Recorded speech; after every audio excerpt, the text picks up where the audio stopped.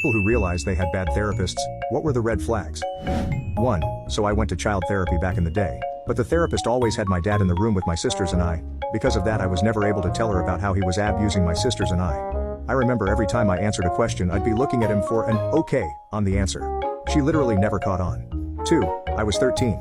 The therapist was an older woman who upon first meeting me said to my mother that I was on coke. I wasn't. And that my father and or brother were aping me. My father and brother have never, ever touched me like that. This was one sick woman who needed help herself. 3. When he was on the news for banging a client.